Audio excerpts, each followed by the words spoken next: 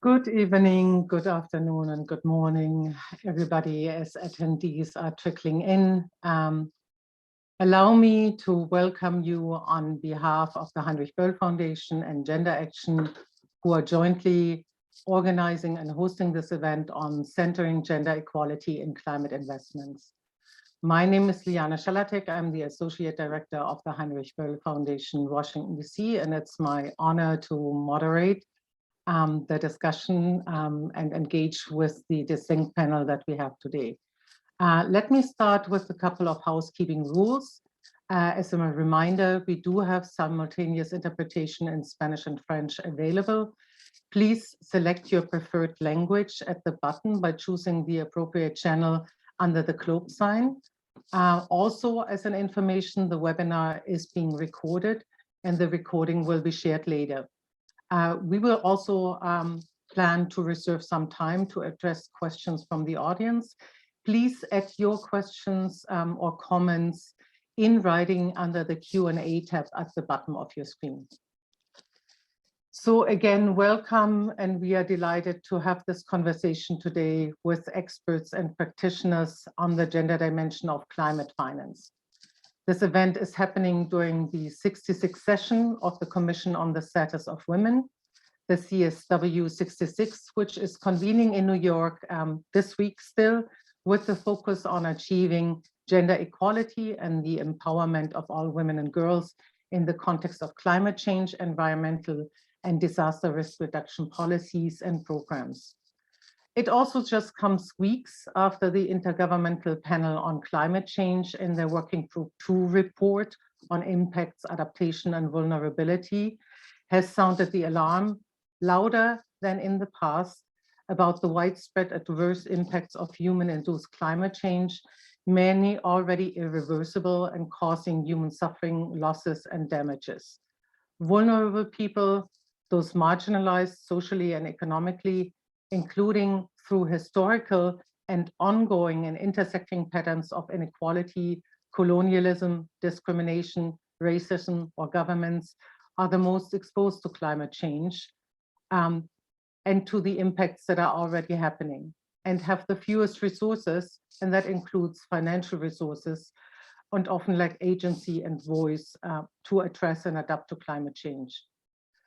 Saying, as we do and many others do, that the worsening climate crisis threatens and affects all humanity, but not everybody in the same way, is an often repeated truism, but it's much harder. And we discussed some of the challenges that we are facing to follow that statement with the required coherent and consistent action.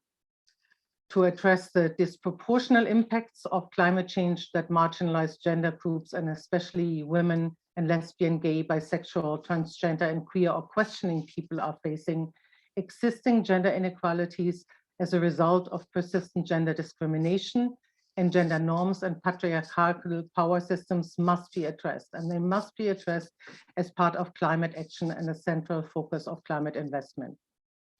In this context, the role of public climate funds is particularly important. They have to take the lead in making gender equality a core outcome of funded climate action by improving their own operations, but also by compelling their partners and mandating some actions. This is not ignoring that gender integration efforts in the main multilateral climate funds have come a long way over the past 10 years. All major international funds have now gender policies and gender action plans. Nevertheless, significant challenges and inadequacies remain. Those of us who have engaged in climate finance and worked with climate funds over the years to try to improve the gender responsiveness of climate financing, too often see that gender is treated as an add-on, as some action tacked on to projects or programs that are otherwise fundamentally unchanged or unaffected, and that some of the larger systemic challenges and power imbalances are not sufficiently addressed. There is a danger that sometimes gender is handled only as a tick box exercise. And when this happens, gender considerations in climate action fail to provide the transformative push to societies and systems that is most urgently needed. How to overcome this is going to be a part of the discussion here today. The discussion is informed by a study jointly conducted by the Heinrich Böll Foundation, Washington, D.C. on gender action. I also acknowledge the colleague Eliza McCullough, who is not here, who has participated in the study over the course of the last year, in which we took an in-depth look at about 30 projects and programs approved by the Green Climate Fund and the way gender was integrated in programming documents. Why did we focus on the Green Climate Fund? For a number of reasons. First, it's the largest multilateral climate fund and at the core of the financial mechanism of the Paris Agreement, has now 190 approved projects and programs worth 10 billion in GCF funding. It was the first multilateral climate funds with a strong gender mainstreaming mandate anchored in its charter, which indicates a unique opportunity and promise that new best practice and gender integration in climate financing can be set. And it has a financial weight, political importance, and through its vast network of implementing partners, the opportunity to compel a lot of its partners to act. If you look at its implementing partners, this reads as a who is who of climate finance actors. It includes the Multilateral Development Bank, UN agencies, commercial banks, bilateral development institutions and subnational groups, national actors, and also some civil society organizations. Given its weight and mandate, what the GCF does do or does not do matters. The standards and best practices it sets have a signaling function in the overall broader climate finance architecture. And this applies particularly also with respect to integrating gender equality considerations in its operating policies and pushing for gender equality outcomes in its growing investment portfolio. At the same time, and this is very important to point out here, many of the findings we discuss are indicative also of other climate finance mechanisms and funders, including of bilateral climate finance providers. And that means that the opportunity to improve applies across the spectrum and to those other actors as well. The focus in the study is on quality at entry of gender integration, because a lot of those projects that we looked at are still in early stages of implementation. However, while it is a desk study, this focus on the documentation of publicly available documents at the time of board approval and the extent to which they forecast intended gender integration implementation steps, is not an academic exercise. Where gender detail is lacking in the programming document, a gender-responsive project implementation is less likely and more difficult, as is accountability and transparent reporting on gender equality and climate outcomes. And this speaks ultimately to the ability of the GCF and other climate funders to fulfill a transformative mandate to support a paradigm shift towards low emission and climate resilient development in a way that supports gender equality and promotes and protects women's and LGBTQ people's human rights. With this framing, now allow me to introduce our first speaker, Elaine Zuckerman from Gender Action, a longtime Heinrich Böll Foundation partner and collaborator, who has the quite challenging task, I have to say, to present the main findings of the study in just 10 minutes. Elaine is the president and founder of Gender Action, established in 2002, which is dedicated to promoting gender justice and women's rights in international climate finance and international financial institutions investments. She worked for 2 decades in the World Bank as economist in the gender unit, in the macroeconomic divisions, on ending structural adjustments, harmful impact on women, and in the China department, and as well in the Inter-American Development Bank. She holds degrees in political economy and in business administration. Thank you very much. After Elaine, we will be followed by our great panel here before we conclude then later on after some interactive rounds with reflections. Elaine, the floor is yours. And thank you. Thank you, Leanne, for the lovely introduction, excuse me, and for the excellent framing of our project. So I have to cram a lot into 10 minutes. And I did a little dry run last night and discovered that if I was going to share with you all 29 recommendations, I would need more than 15. So we're going to reduce that. So I'm going to start by introducing our methodology very briefly in 1 minute. That's my point. And then go on to our findings and recommendations. I'm going to start with some numbers: 30, 27, 29, and 4. So 30, as Leanna mentioned, we had a sample of 30 projects that we carefully selected so that they reflect the larger number of Green Climate Fund projects overall. So, we had virtually an equal number, or a parallel number, one should say, of private, of public, of financed by UNDP versus by other agencies, et cetera, et cetera. So we scored a sample of 30 public and private sector projects. That's the 30. The 27 is we applied 27 what we called eco-feminist indicators and sub-indicators in order to analyze our projects. The 4 is we divided the indicators into thematic clusters, 4 thematic clusters that we'll be discussing. And finally, 29 is the number of recommendations that we came up with. So in my dry run last night, I discovered I just can't present all of them. So I'm turning now to our findings and recommendations, and we're going to try to cover 19, I figured out, because I think that's what I have time for, and I may not even, we'll try. So one overarching finding, which was probably so obvious because it always comes up, and that is we had to recommend that every project must address gender issues robustly across all project cycles. I mean, that sounds so obvious, and that is because none of our projects got better than an overall adequate rating. So the majority of our projects had significant weaknesses. 90% of our projects failed to fulfill the Green Climate Fund's mandate to promote gender equality in all project activities. So that was a bit disappointing. And that lays the basis for our now moving on to some specific findings and recommendations that might be hopefully of great interest. So we're going to start with the first cluster. I told you we had 4 different clusters, and our first cluster looked at the quality of gender considerations in project funding proposals. And we decided that all Green Climate Fund projects must, inter alia, because I'm only mentioning hopefully 19 out of 29 recommendations.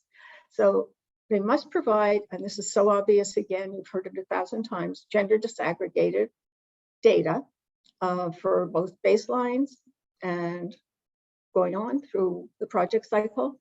Since half the projects in our sample neither mention the gender of beneficiaries nor include any gender disaggregated data, which I think is very disappointing for a fund that from the outset, as Leanna pointed out, had a gender mandate uniquely among development institutions, or I should say international financial institutions. Secondly, that all projects must elaborate gender co-benefits, including synergies with climate actions, non-climate environmental issues, economic and other co-benefits, since 2/3 of our sample failed to do so.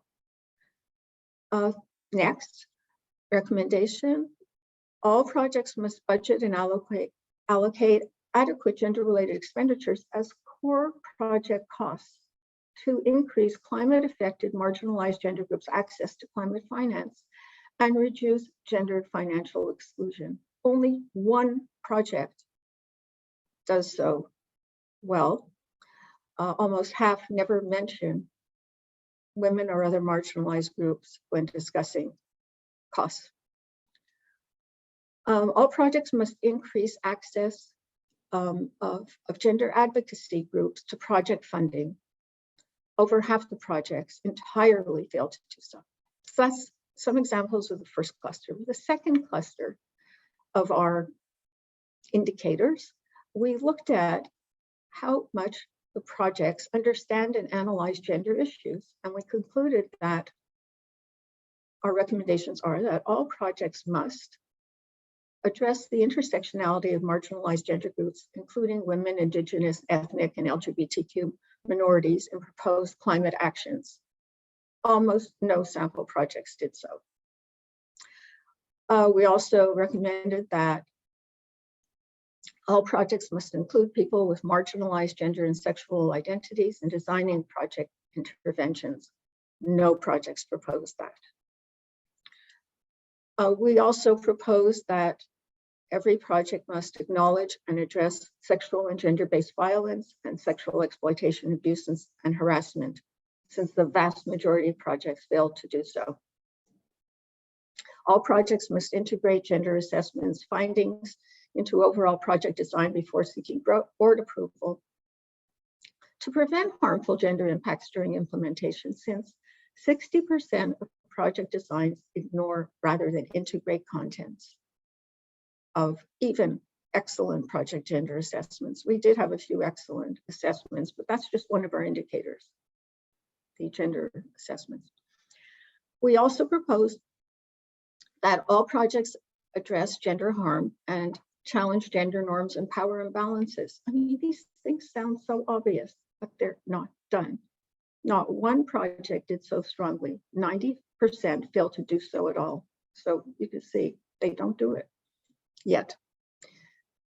We also recommended that all projects analyze and take into account the potential impacts on the gender division of labor, especially women's disproportionate unpaid domestic and reproductive labor burden. Again, so obvious, we've been talking about this for years, but only 2 projects did so strongly. Third cluster, sorry to be running so quickly, but I only have 10 minutes and I don't even know how many I have left, Liana. The third cluster is project gender risk management through safeguards, grievance, and compensation procedures. So all projects must, we recommended, operationalize gender responsive and inclusive free prior and informed consent. Now we take the view, unlike most organizations, that free prior and informed consent, FPIC, applies to all project affected people. That means women, LGBTQ people, other sexual and gender minorities, Indigenous people, and men, everybody. Every project affected person should have the right to receive full project information that happens to be available before projects are approved, and have the right to accept or refuse the projects. And we feel very strongly, and we recommend that be done in a gender responsive way. We also recommended that projects develop and disclose information about gender responsive project level grievance redress mechanisms to project affected people. We found that almost half the projects insufficiently even mention their grievance redress mechanisms, let alone be gender responsive. And finally, in this cluster, the recommendation that I'm sharing with you is that all projects should require compensation for harm disproportionately impacting women and other marginalized gender groups, such as indebtedness, sexual and gender-based violence, and displacement. Only one sample project did so comprehensively. In the fourth cluster, which is about the treatment of marginalized gender groups, Indigenous groups, and local community agencies and priorities, which we've touched on, but not in this specific way. We say that all GCF projects must first ensure full and effective participation of local women and other gender groups in project planning and design. Actually, commendably, it's the first time I've used the word commendably, 2/3 of projects strongly or adequately actually do so. One project did so excellently, and that was in Timor-Leste. While my experience suggests that Timor-Leste project gender responsiveness probably has nothing to do with Timor-Leste and everything to do with individuals who are working on a particular project there, or on the GCF there, I would like to imagine that when our panelist Luis Vieira lived there, he planted a magical gender-focused seed there. Luis, you can chuckle and respond later.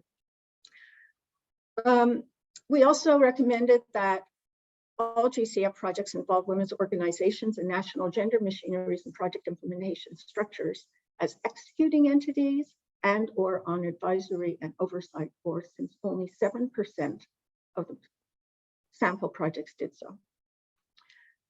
And then finally in this cluster, all projects must involve local women, LGBTQ people, and other grassroots and Indigenous people and experts in advisory boards to include their voices. Basically, no projects did so. I'm going to wrap up by giving 3 other recommendations that are non-gender focused that kept coming up in our analysis. We think they're so important. The first is GCF must end support for large, complex private sector programs.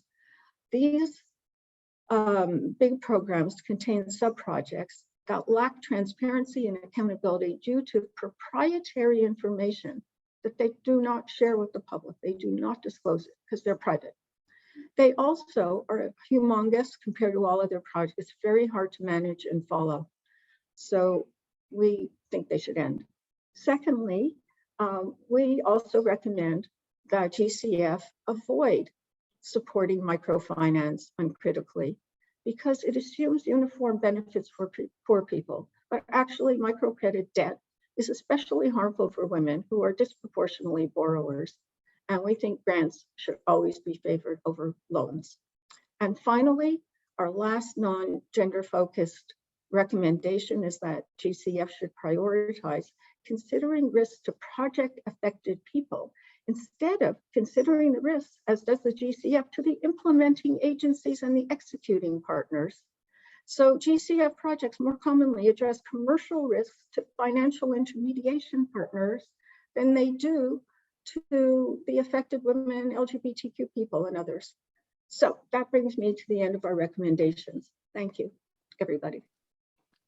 Thank you very much, Elaine. Elaine. This is a very veritable tour de force, and it only scratches the surface. So I would certainly invite those interested to read up in a little bit more detail, to take a look at the study, and also some of the accompanying individual project analysis that we have made available.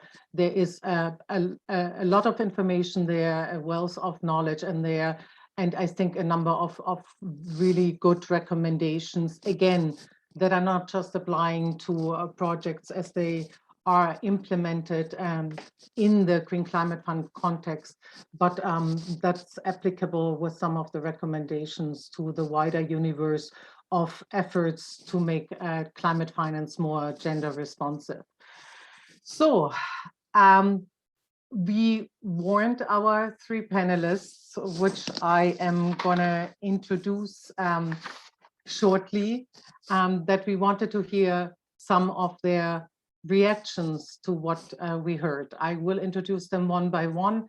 I will give each one of them an opportunity to share some initial reflections and commentary on what they have heard. And the 3 people that we have do so from very different perspectives that we are hoping they bring into their answers. Let me start out with our civil society colleague, Titi Soentoro, from EXI for Gender, Social and Ecological Justice in Indonesia. Titi is the executive director. She has worked on mainstreaming women's rights and gender considerations into policies and projects related to safeguards, information disclosure, participation and accountability at the international financial institutions, as well as accompanied climate financing to Indonesia as part of broader civil society efforts, including as a civil society observer in the Green Climate Fund. In that role, she has particularly also engaged with the Indonesian government liaison to the GCF, as well as with implementing entities on 2 GCF projects that are under implementation in Indonesia. And as Titi has pointed out, she is currently also working as part of civil society efforts on the G20 Indonesia presidency obviously the question not only of providing more but better quality climate finance, and to include the human rights and gender equality aspects is really important for that venue as well. So Titi, from the experience as a strong feminist and women's rights organization in a climate finance recipient countries, what do you take from what you heard? What are some of your initial reactions? How do you feel what you heard impacts your voice and agency as a feminist a group representing women and local communities in Indonesia? So related to your study, actually reading your study, I'm happy actually. Happy not because of the problems, but happy to know there is a study that really,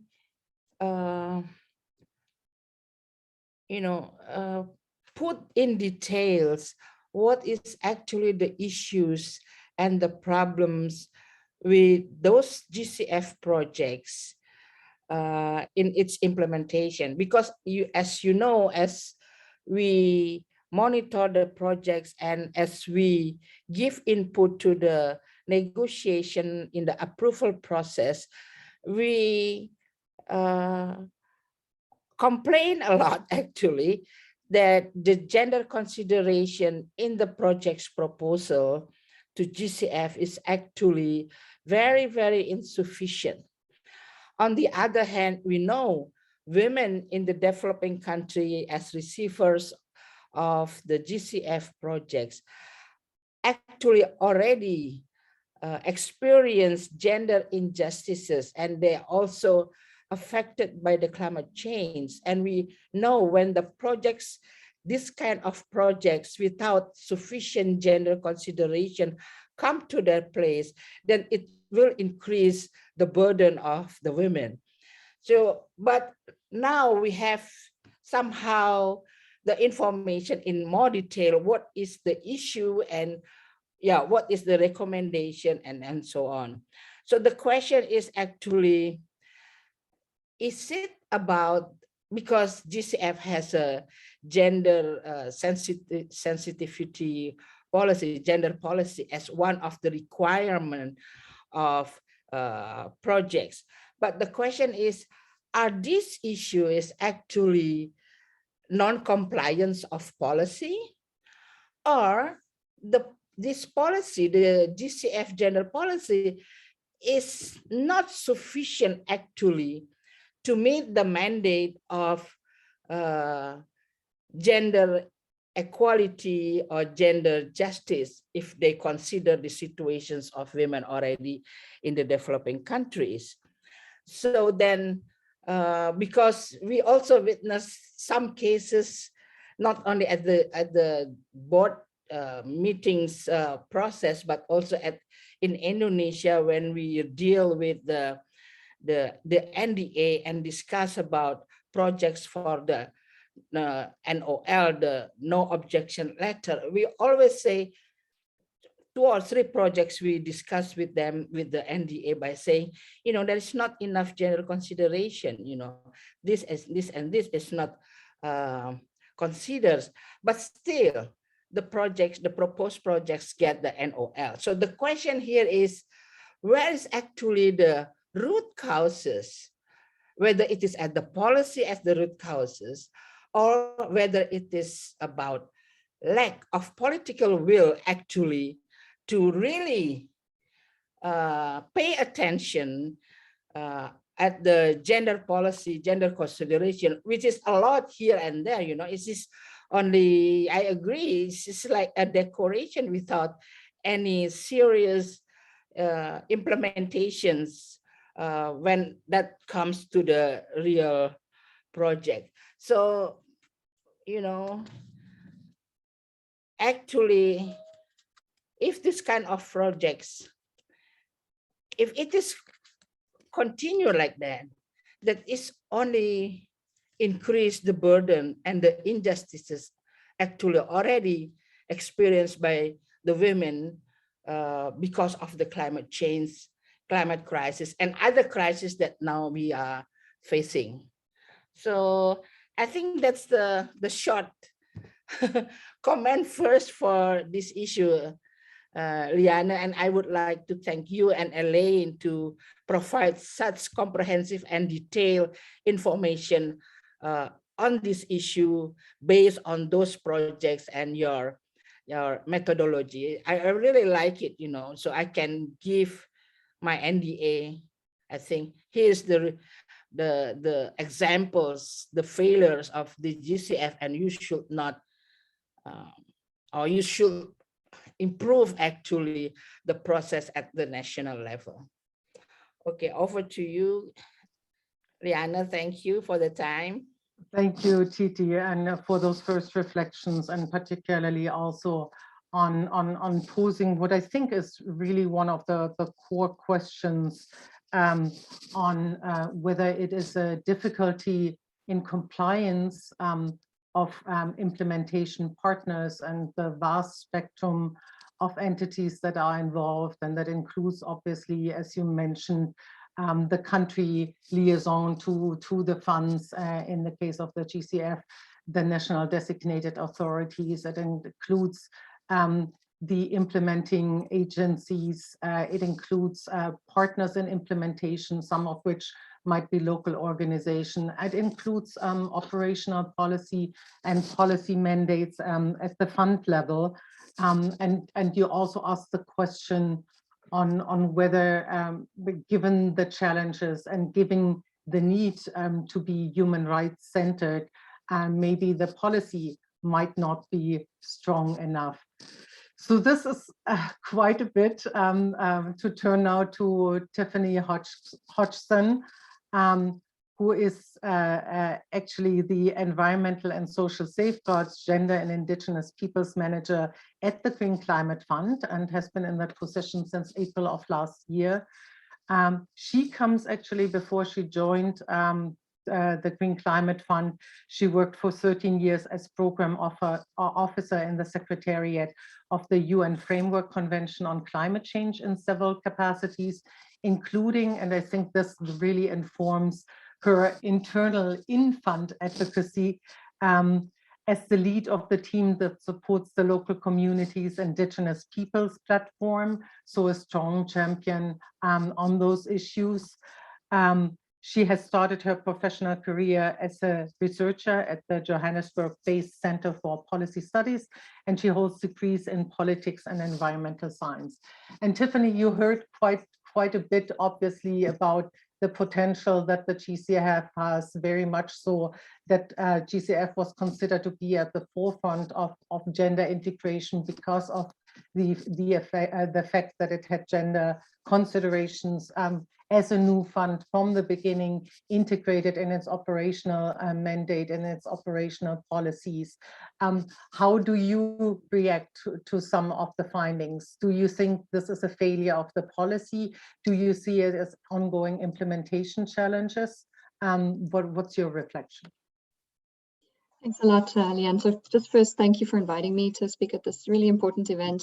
Like you mentioned, I'm a champion of these issues, not only Indigenous peoples issues, but gender issues as well. I was gender and adaptation focal point for a long time at the UNFCCC. So for me, just really, I put my heart and soul into these things. And it's one of the reasons I was so happy to be engaged in this, and so happy also to collaborate with HBS and other CSOs on this important work. The study and the recommendations are highly appreciated. We also read them last year. We appreciated them very much last year, and we have shared them quite widely. They highlight areas which can be improved, and that's really important for us. So like TT, I'm also very happy that studies like this are being done. At the GCF and the AEs, we all need to be held accountable for good work on gender, basically. So these kinds of studies are really, really important. I note that 27 out of the 30 projects that were selected for this study were approved prior to the adoption of our updated gender policy.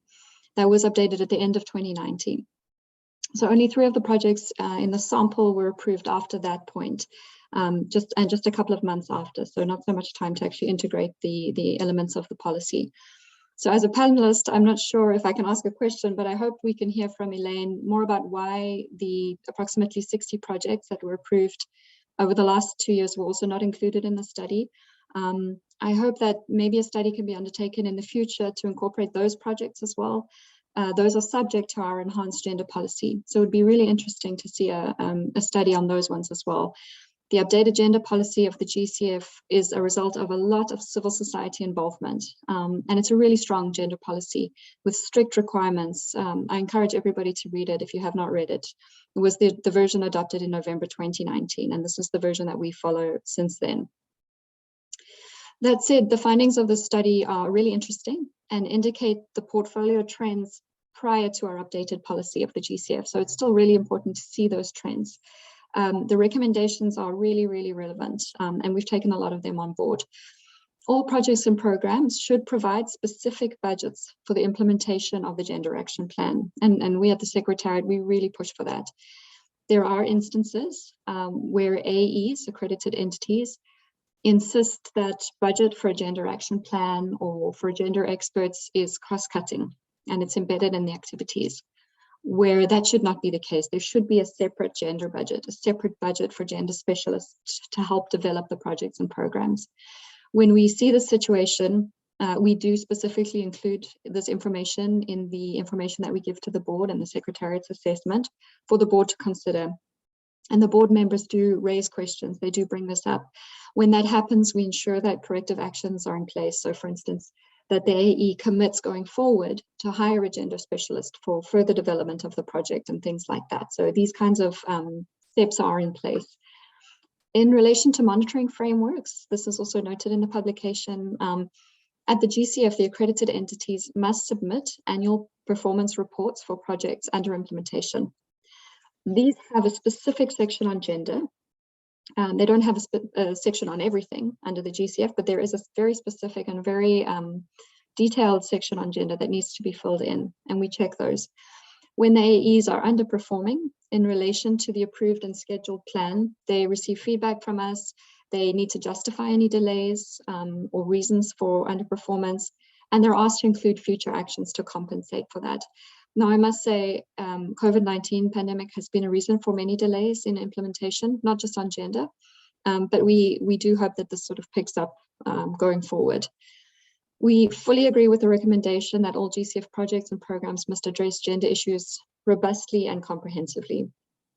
We see that there are technical competency issues while the gender assessments and gender action plans are being developed and presented to us for review. They come to us for numerous rounds of due diligence review.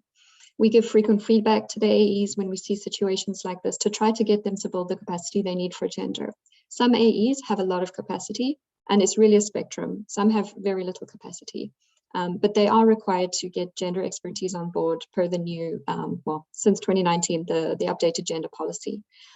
The Gender Action Plan for each project and program, this is a living document, and it's expected to be improved by the AEs as implementation progresses. I think that's a really important element of the GCF's policy that we have. We aim to incorporate gender awareness in all stages of implementation of the project or program. And this responsibility is allocated through legal documents to the AEs. With reference to gender-based violence, this was also part of the publication, something that we really noted well. And sexual exploitation, sexual abuse, and sexual harassment, which we call at the GCF SEA. I know that there's many different acronyms for it. I'm happy to say that last year, the GCF board decided to revise our environmental and social policy. So different to the gender policy, but very much linked. And it now reaffirms the fund's commitment to addressing SEA. Furthermore, the AEs are encouraged to look into GBV, gender-based violence issues, and propose remedial actions to be included in the Gender Action Plan. So now, since September last year, we have this dual approach. And I'm happy to say that the new SEA Action Plan was actually published today and is online. So I think that's a recommendation and part of the publication that we really liked. And it's also been responded to very much.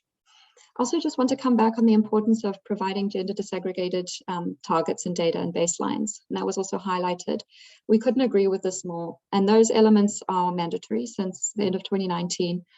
The AEs which fail to provide such information get the feedback from us, and we usually manage to get that integrated in the development stage of the program and cycle. When they're not already integrated into the action plan, we indicate that in the Secretariat assessment, and we follow up so that it does get integrated prior to implementation or just after first disbursement. I also agree that gender assessments must be based on consultations and site visits, not just desk studies. I think that's really important. GCF, we constantly request this of the AEs, that the AEs ensure that they incorporate stakeholder consultations on the ground with women, with women's offices, women's ministries, women's organizations to assist with the collection of primary data. And our policy requires that women and men be provided with equal opportunity to take an active part in stakeholder consultations and decision-making. That's important during project preparation, implementation, monitoring, etc. So these are just some of the recommendations that I wanted to touch on, but all very much appreciated. And I'd like to come back also to the question about the sample and if further research will also be done. Thanks very much. Yeah, thank you very much, Tiffany. Allow me to maybe really quickly address the issue of the sample. Some of the sampling was due to the fact that we started with the project quite early. It was very labor intensive and time intensive and took quite a bit of time because we were very thorough, and other board meetings and implementation happened. I just want to put into perspective, and I think it's important, it's not that with the new GCF gender policy implementation is magically that much better immediately. As you highlighted, there are new gender requirements, Tiffany, through the new gender policy. However, a number of the recommendations and a number of the framing that we have in our ecofeminist framework of 27 indicators are also not addressed and probably will not be addressed, unfortunately, through the new gender policy. And that includes, for example, challenges related to sexual identities, intersectionality questions that are not part and parcel of the updated gender policy. And unfortunately, you highlighted the fact that a lot of civil society organizations have engaged on the gender policy. We also have to say that a number of us were very disappointed with the way that the updated gender policy really downplays or not highlights and elevates the human rights context of some of the actions. Where there is the possibility for some countries to defer actually to national approaches instead of agreeing to a universally accepted standards of human and gender rights. Again, I think there is definitely a lot of room for following up. So we certainly would welcome looking at a number of the new approved programs. And maybe if I can speak for myself, I think those should particularly focus on the programmatic, including private sector fund and funding facility approaches, because again, those challenges have not been addressed and are not addressed through the new gender policy. They speak to the transparency of making information public. That includes, for example, as you indicated, the annual performance reports, which for most private sector ones are not made public. And where they are made public, I think we have one that is made public of the ones that are available on the GCF website. It's unfortunately in redacted form. So I think it's particularly that kind of implementation, holding particularly also private sector and commercial partners accountable, many of which came to the GCF not having own gender policies or own gender experiences, that will be crucial going forward. Sorry, that probably was a little bit longer, but I thought it's important. It's not just a discrepancy of us having looked at some of the earlier projects. I think there are some inherent weaknesses that are also not addressed through the new gender policy in the GCF. And again, this is indicative of challenges that we see in other climate funds as well, where, for example, intersectionality, sexual identity, and issues related to that are also not necessarily taken up the way they are supposed to be taken up. Let me now turn to Kiera Daniels, who is a policy specialist on gender and environmental finance with the UNDP. So she represents with UNDP actually the implementing agency in the GCF that has so far succeeded in bringing the most projects and programs to the board for approval, 36 for 1.2 billion overall. Sierra, in her role as policy specialist on gender and environmental finance at UNDP, provides technical advice, capacity building, policy coordination, and quality assurance on gender equality and women's empowerment for the nature and climate and energy team. Prior to joining UNDP, Kiera worked in gender and human rights, including with the Gender, Peace and Security program of UN INSTRAW. She holds a degree in gender development and globalization. And I think it would be particularly important to hear from Kiera reflections as an implementer, the one who is basically passed on the responsibility from the Green Climate Fund for seeing the gender responsive implementation of projects through. And it would be really interesting to hear your reflections to some of the findings that Elaine has highlighted. Please, Kiera. Yeah, thank you very much. Thank you so much for inviting me to join this discussion and for putting together this report. I read it with great interest, and I really appreciate the effort that has gone into this. So, you know, I echo much of what's been said by other panelists, and also think it's important to acknowledge that we have come a long way in ensuring gender considerations in climate finance. It's been just climate and environmental finance. It's been just 10 years now since the Global Environment Facility has a gender policy in place. The UNDP was there helping supporting GCF, Jeff, to ensure these policies and requirements were developed. But clearly there's much more to be done. So with the strong design requirements in place in particular, I think there are good shifts that we see, although gender clearly is still often sidelined and not centralized in this work. For UNDP, gender equality is part of our mandate. And as UNDP launches its next gender equality strategy for the 22 to 25 period, which is operationalized with our strategic plan, many of the recommendations in this report, including on intersectionality, working more closely with women's groups, are quite timely. But clearly, more needs to be done to address structural gaps and deep-rooted barriers, challenges that can even be difficult at the project level to address. These are challenges we see in ensuring this quality at entry. So a few things that I was struck by in the report, and you just mentioned, Leanne, the importance of transparency, including access to project-related documents. I think this is really key.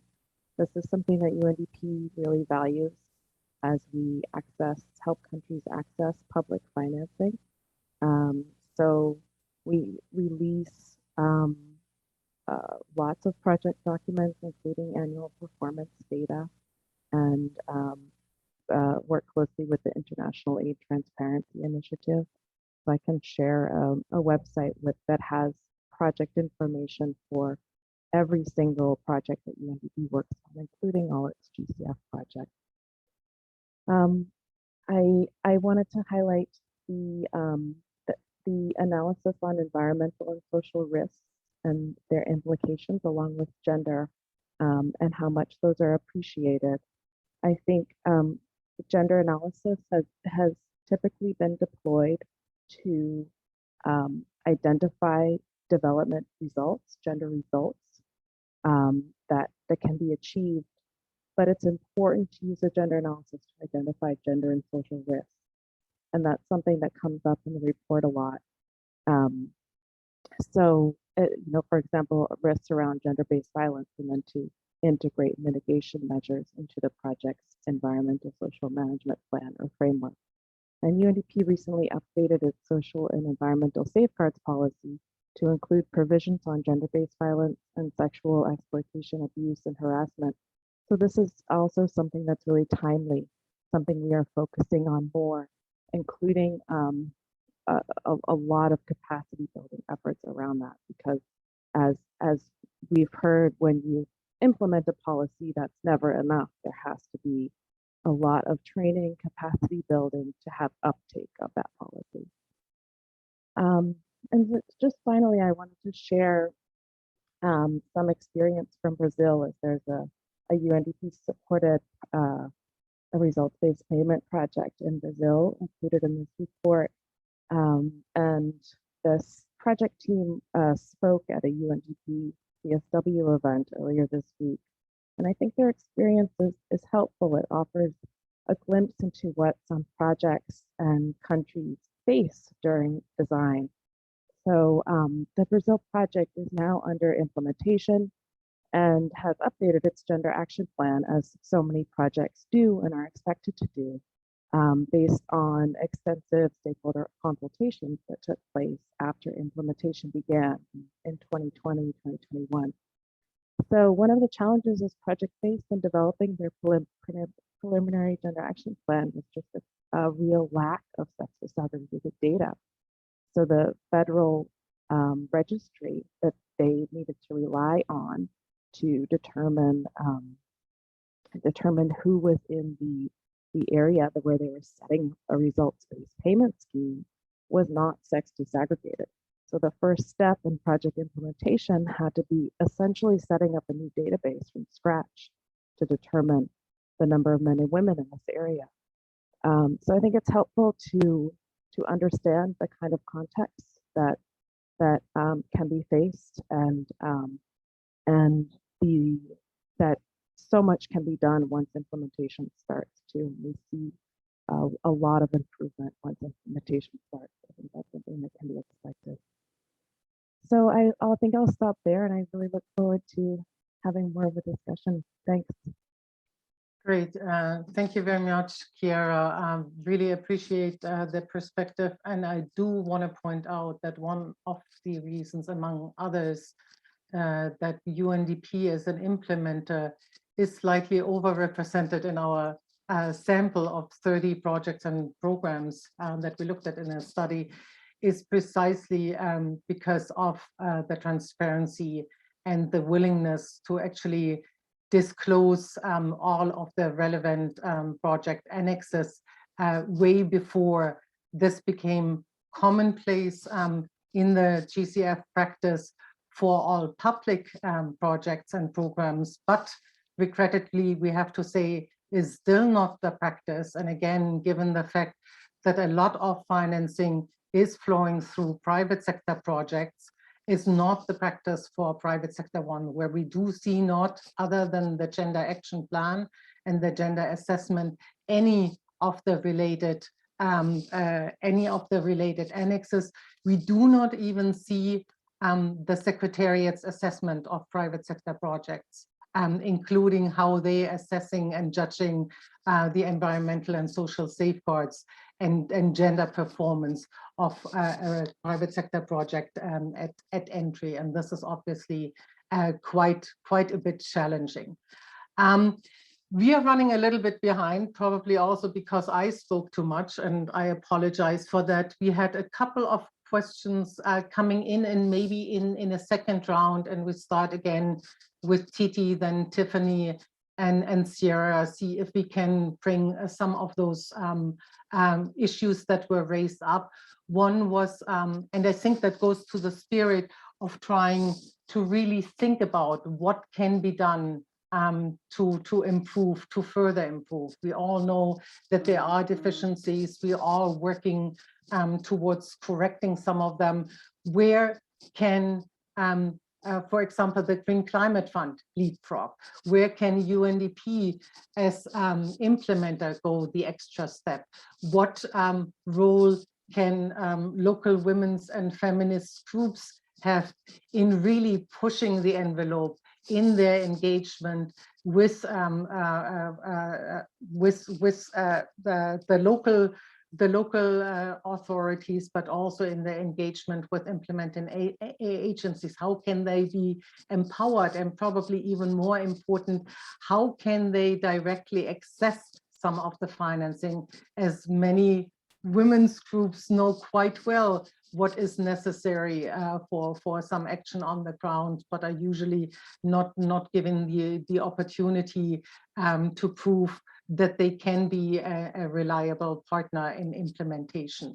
We also wanted to pick up one of the questions that came in from Elsie Alexander, who asked, why is gender responsive planning of projects, she says, so poor, but not happening to the extent that it's happening? Is it a question of the capacity of organizations? Is it a question of gender insensitivity or lack of commitment or willingness?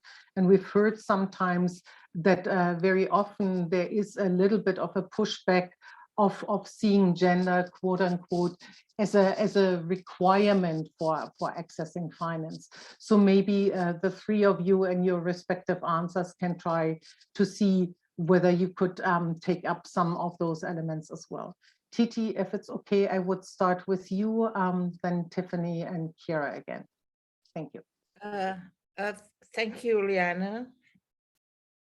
So your recommendation is really details and actually many. So the question is whether it will address the underlying causes of these problems, like I asked before. It is policy non-compliance or policy not strong enough. But to improve, we need also to look where is actually it starts, from the national level, we see that all projects has to get the no objection letter. So it starts there. It means the first steps to apply all the requirements or all the existing policy is actually the capacity of the NDA to also screen or also to implement those policy, because from there, when they get the no objection letter, it will go to GCF. Once the GCF, the board meeting, see the no objection letters is already there, then it is like they are reluctant to say no. Very seldom they say no to projects already tabled. So it's very crucial at the no objection letter application. So the question is whether the NDA has the capacity actually to also work like the GCF Secretariat to see the whole projects. And in my interaction with the Indonesian NDA, it's not easy, it's difficult for them. So therefore, capacity building is important, but also, and needed, but also the mindset changing. Because all the IFI, all the requirement related to safeguard, for example, is about consultation with the potential affected community. But if you see the accountability mechanism issues, then most of the issue or many of the issue is actually about information disclosure and consultation, how hard to get the FPIC implement. So it means it is not only about technical issue on this requirement, but also the mindset, that they just don't consult, they just don't give information.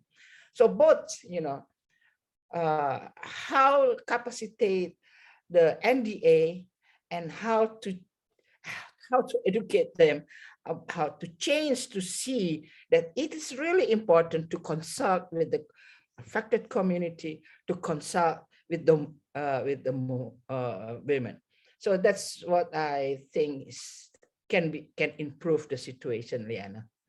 Thank you very much, Titi. And I think it's very important, as you pointed out, that the effective participation and consultation and free, prior, and informed consent is something that needs to be not sought once or done once and forget about it, but has to be an iterative process throughout the project implementation and throughout the project cycle. So it's obviously not enough to include and maybe even list that you have an equal number of men and women participating in a first design meeting, when then later on women are, for example, not represented in advisory councils for project implementation. You don't have local gender expertise in the project management unit or other areas. So that engagement has to be continuous, repeated and repeatedly sought and reaffirmed.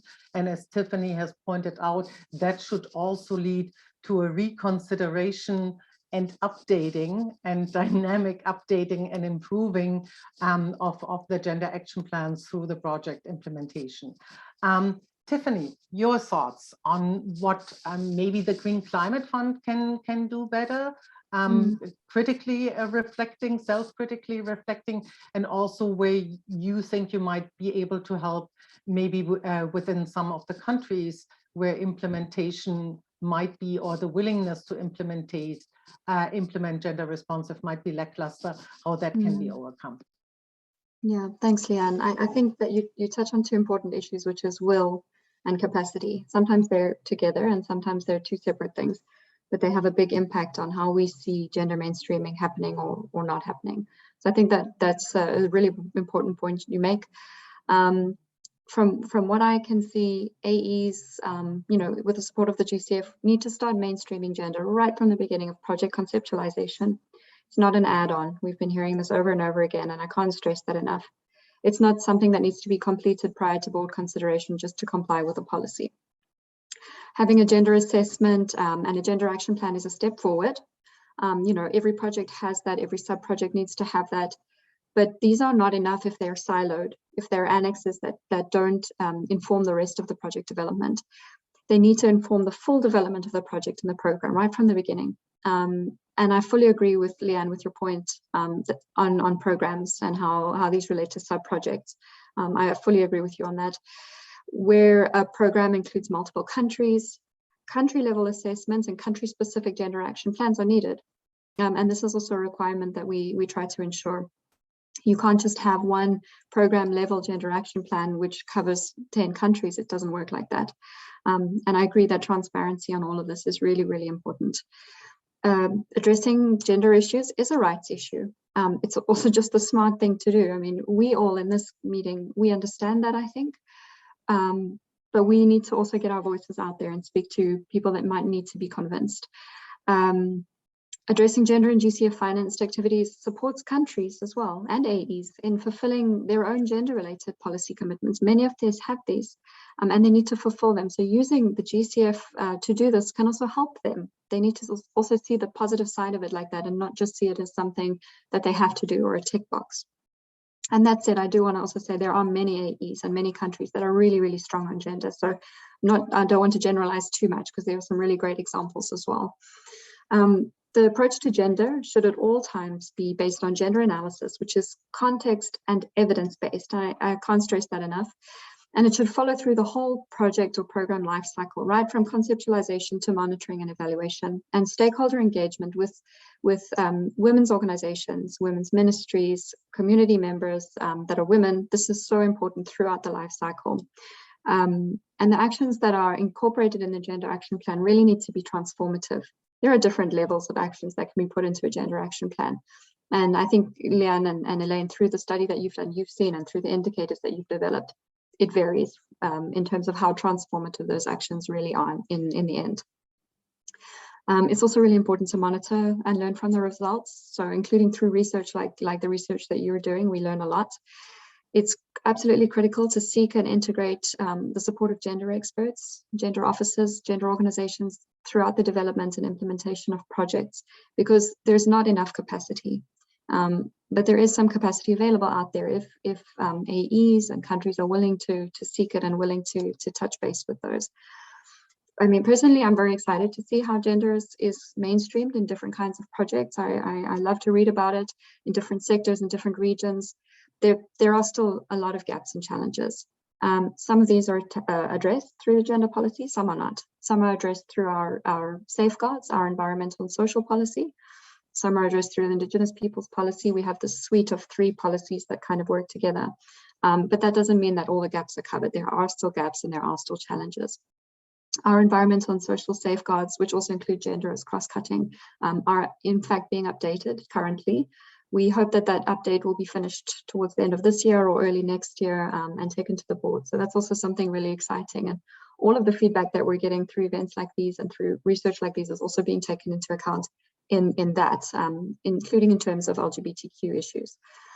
So I don't want to go on too long. I know that we don't have so much time, but just to say, you know, the support and scrutiny of organizations and research think tanks is of critical importance if progress is to be made. So I want to thank you again for holding events like these and doing the research that you do. And please continue to hold GCF and all of our partners accountable. Thanks, Leanne. Thank you, Tiffany. That is very, very much appreciated. And again, the Heinrich Böll Foundation, as our other organizations, are part of an ongoing in-depth engagement with the GCF, not just on the gender dimensions, but on many questions and policies, including on its private sector engagement. We are looking, for example, with concern at some of the issues that are coming up with equity financing approaches that have gender implications, that have human rights implications, that have transparency implications, and where we fear that some of the activities could be at cross purposes to the very good operational policy set that the GCF has.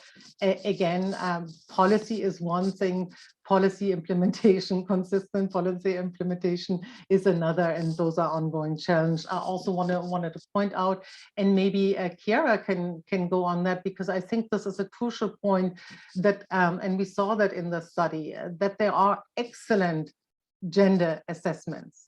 Very often, and just as somebody who has followed the publication of the gender assessment and gender action plans over the years since they were first made published, they are getting longer and longer. They are getting more detailed and detailed. However, and that is the big challenge, the cross-fertilization, the reintegration, the uptake and the consideration of the key messages in the project proposal very often does not happen.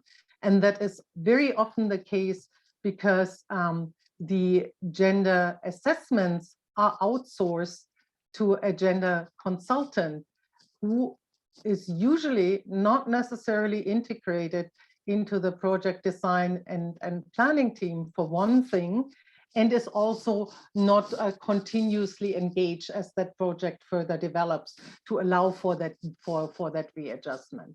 So obviously, yeah, without putting you on the spot on that reflection, but being mindful, and you brought up the Florista UN Red project, which was the first UN Red project that the GCF approved.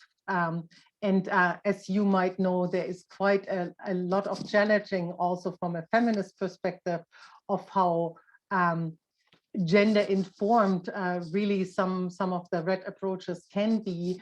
But since that's results-based finance in Brazil, you are looking specifically at some of the activities that can be done on the ground. In the case of UNDP, is a gender expert a continuous part, for example, of the project management team? Who writes the gender analysis? What is the relationship to the ongoing project implementation? And are, again, reflecting on the own work that you're doing, are there any other areas where you think you can push further ahead?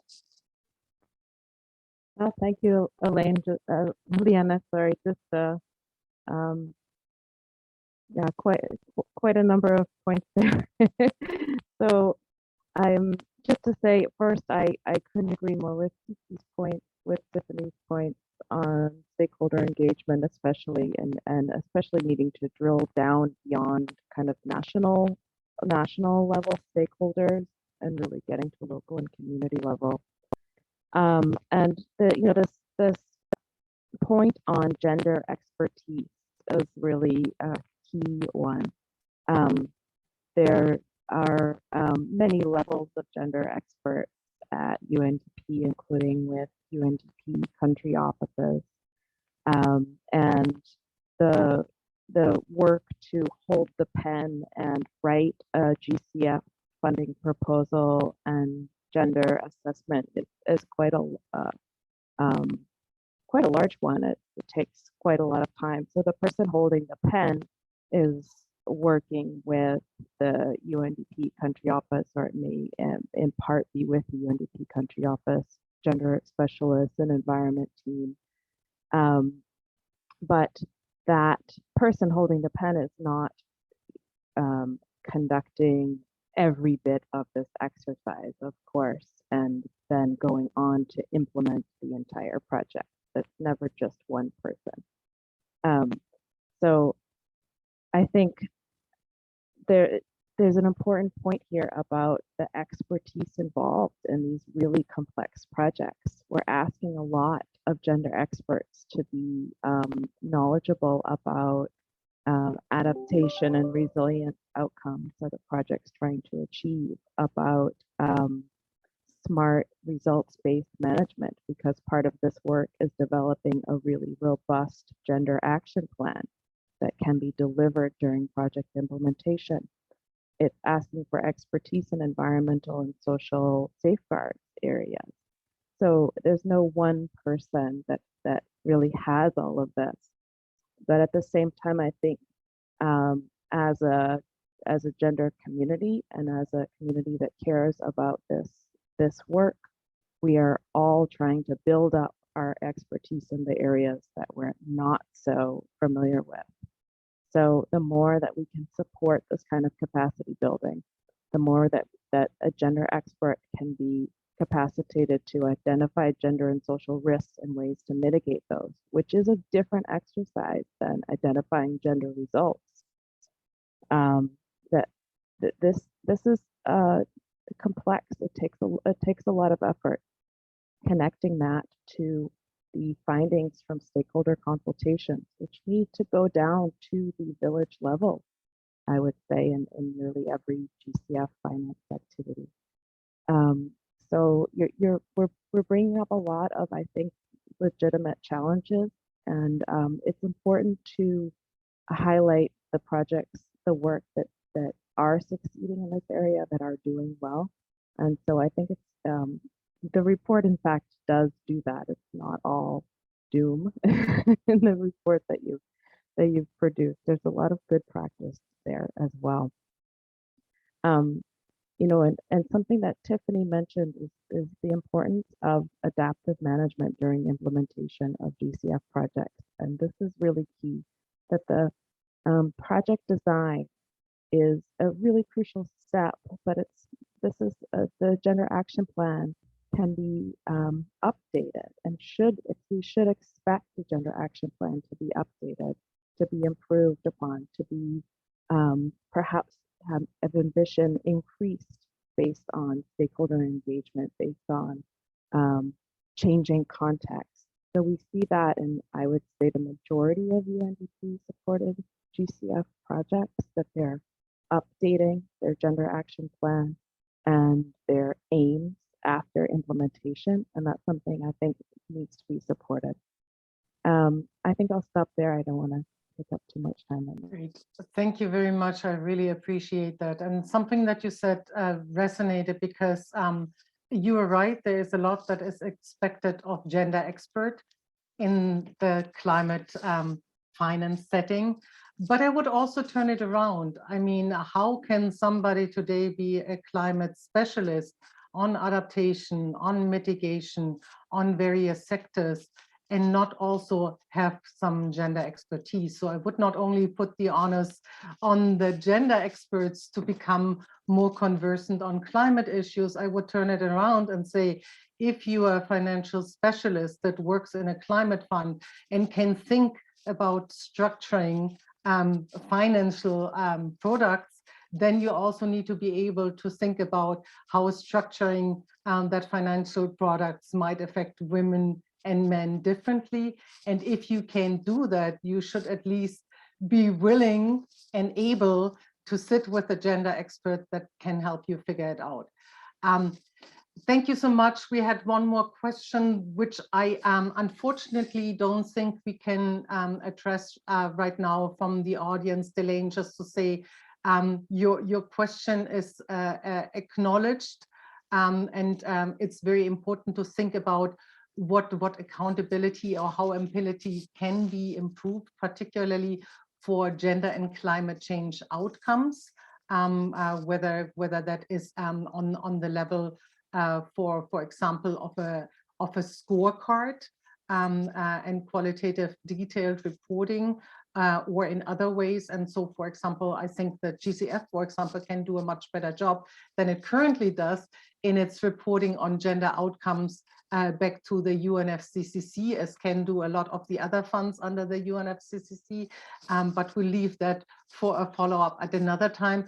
I want to make sure that we keep enough time for our last speaker and for the feminist male on the panel, and we are very happy to have him. I wanted to introduce Luis Vieira, and sorry if my pronunciation is really not that good, who is the coordinator of the UK-based Bretton Woods project, which focuses on the World Bank and the International Monetary Fund, and on ways to challenge the policies of the IFIs and open space for civil society.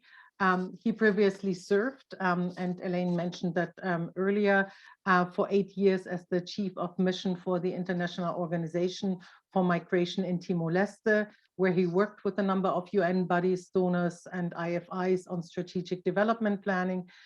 He's also worked in Nauru with the NGO Mercy Corps in a number of emergency situations in countries like El Salvador, Kosovo, and Macedonia.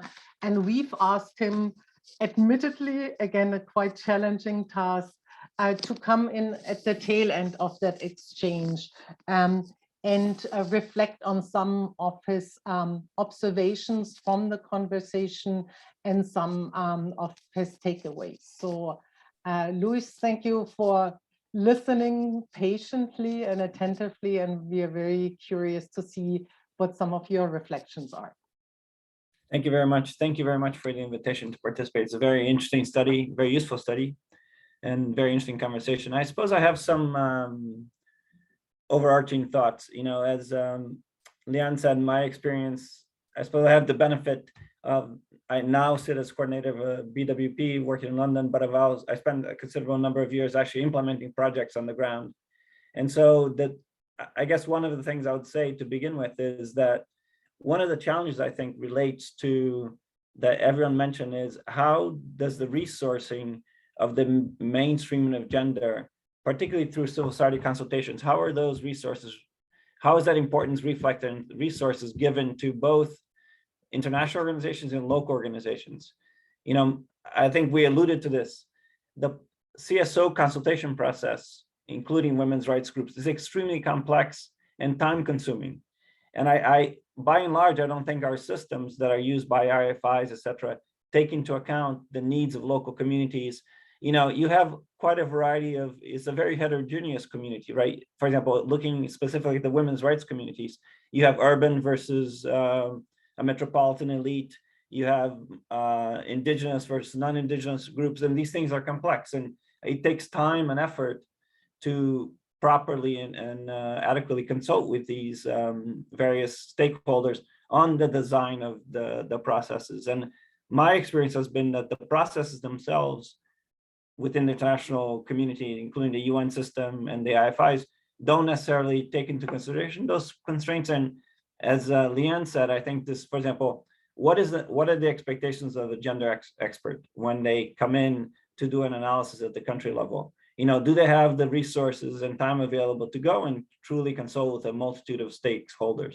My experience has been that that's not most often the case.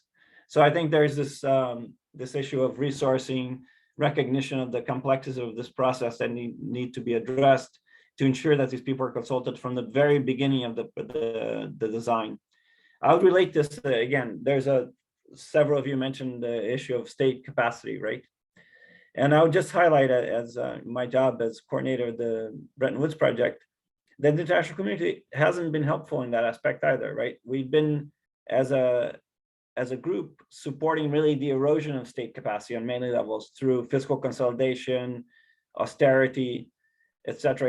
I think there's a parallel. My experience has been that the discourse of the efficient state and the minimally resourced state is also present in the international community, where the UN system and others are also minimally resourced. So there's really like an overwhelming pressure to do more with fewer resources. And any administrative support, the resource that you need to do this well to mainstream gender across these projects is just not there. So you end up, despite the best efforts of the people involved, you end up, with less than optimal consultation and design outcomes. And then, the other thing that I would also echo, and something that Elaine said, I think the focus on private sector-led solutions to climate change and reliance on institutional investment funds, green bonds, and financialization of climate change initiatives is highly detrimental to democratic processes, broadly speaking, but also specific to gender, right? Institutional investors, as much as some would like to paint them as development actors, they're not that. They're interested in returns for their investments, and there are a lot of conflict of interest. And I would say that it's not very difficult to imagine that gender is not upfront in their considerations of how these things are structured. So I would just I would caution against that approach. Elaine, responding to your reference to Timor, it's quite interesting. And this goes, I mentioned this because I would highlight the heterogeneity of civil society, right? In Timor, we did have actually women at very high places within government, Minister of Justice, Minister of Finance, the Minister of Social Solidarity, with whom I worked very closely. They're all, very powerful women who had background in the resistance, so they were respected as members of the communities. That said, and they were very connected to the women's rights organizations in the country. That said, they're also coming from elite, cosmopolitan, metropolitan, circle. So you had these divergences where Timor, outside of the capital, remains a patriarchal structure. So, I only mention that to highlight all the complexities of these processes that we've been discussing. And I suppose making a plea that we try to ensure that we and everyone else is well resourced to be able to react to these challenges that are there on the ground, And I agree that there's really often a discrepancy between what's written in the proposals and what we as implementing partners, and well, in my case, not anymore, but when I was an implementing partner of funds received from others, there is quite often a discord between what's on the proposal and what you're able to do on the ground because of the lack of resources, etc. And this really limits your ability to then reflect, consult, and respond to the community needs. So I in short, I recognize many of the discussions that are being had, and I appreciate that many efforts are being undertaken to address some of these issues. So it's great to have such a very robust empirical contribution to the discussion, to have such a great panel, such a diverse panel. And I was very delighted to be invited, and I hope that my thoughts made a small contribution to the discussion. Thank you very much.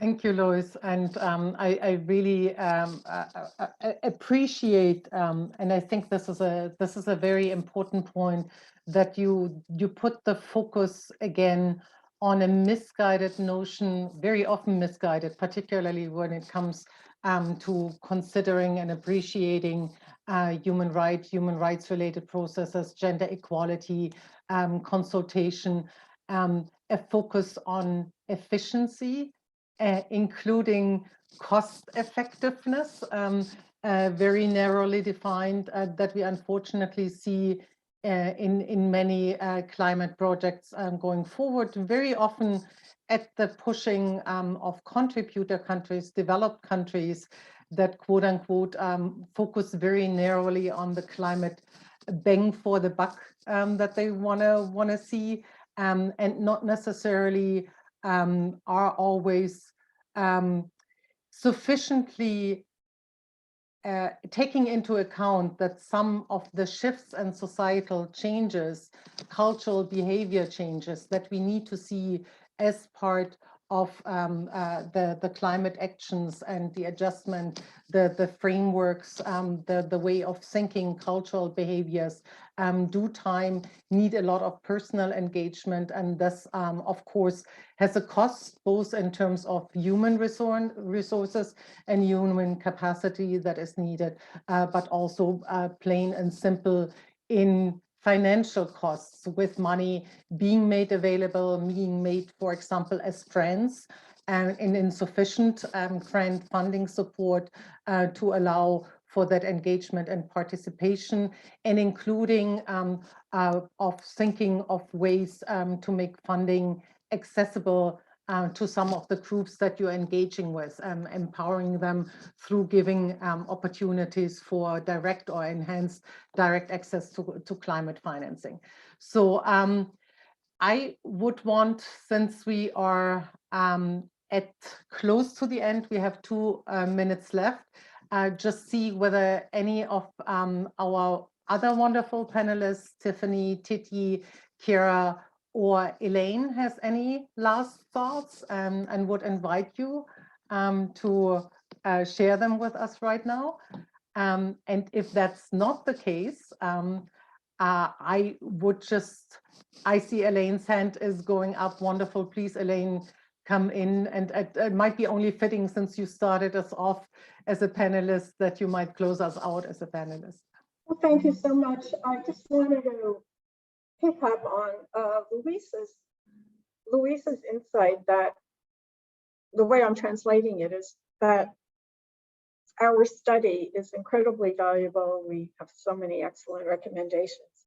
Hey, but the lack of resources on the ground, and thanks to the 40 years of World Bank and other international financial institutions and shareholders, especially shareholders who own them, push for, as Luis put it, austerity, you know, what we used to call structural adjustment, which is now reflected in virtually every single loan that all these IFIs make, especially their development finance loans, but all of them. You know, public sectors have been decimated, and who's going to implement everything that we said? We talk about more power to gender machineries, more money to them. Where is it coming from?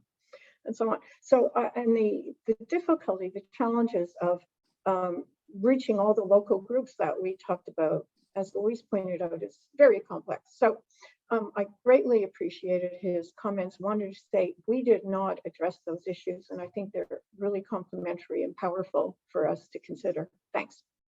Great. And indeed, unfortunately, because we have the time limitation, we only scratched the surface of a lot of the discussions. For me, that just means finding ways of engaging more, following up, as Tiffany suggested, maybe doing a follow-up studies and looking at some of the newer projects, some of the more programmatic, including finance, private sector finance approaches more closely, some of the challenging one, but also, and I think this is an overall part for all of us who are engaged in the wider advocacy on climate finance, it is actually a gender responsiveness issue. It is a gender consideration, and it is a question of gender equality and women's human right to be pushing developed countries for the provision of adequate, predictable, sufficient climate finance, and particularly climate finance in the form of grants, to allow recipient countries to have the fiscal space to support the social systems that we know we need as a corollary for some of the more targeted climate interventions that the Green Climate Fund and other multilateral funds and implementers supports. So with that, I want to just thank again our wonderful panelists, all the contributors. As mentioned before, that session has been recorded or is being recorded as we are closing out, and we will certainly make it available. And if nothing else, I hope that this conversation, the study, and the recording can span a lot of follow-up conversations, and that would be a very good outcome of the last 1.5 hours that we have spent together indeed. Thanks so much again to everybody.